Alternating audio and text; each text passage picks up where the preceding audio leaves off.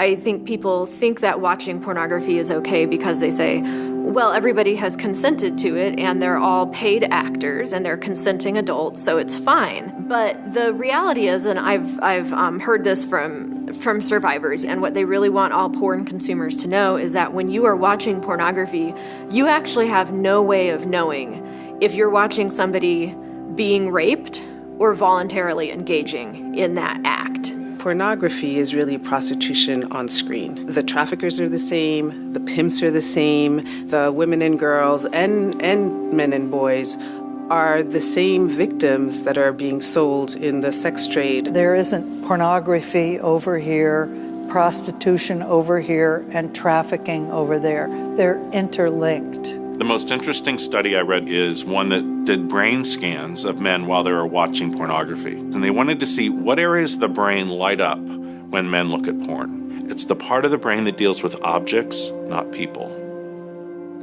And why that is so devastating is the more we dehumanize someone, the more possible it is to commit violence against them. When you see someone being really brutalized in pornography, that really has to be done to someone in order to film that. Sometimes we could call something sex trafficking, but if you photograph it, then it becomes pornography.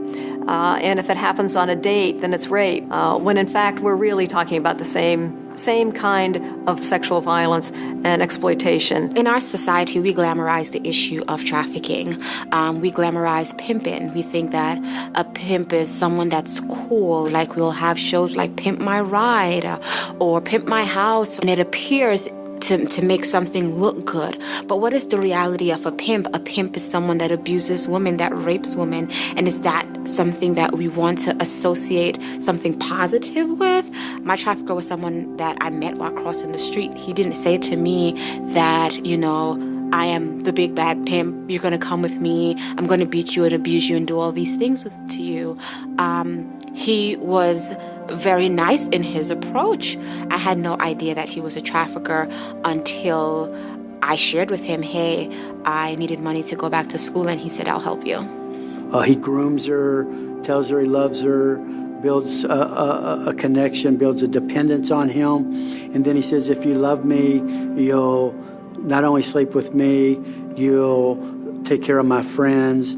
Almost all of them have had pictures or videos taken of them, whether it's been sold as pornography or not. Pornography is used to desensitize the individuals involved in the sex trade. It is used to normalize violence and reduce the individual that's being bought to what's on that screen. Pornography was oftentimes used as some sort of advertising for their sexual abuse. Pretty much every trafficking victim I've ever seen, pornography has been created of them. And these are 12, 13, 14-year-olds.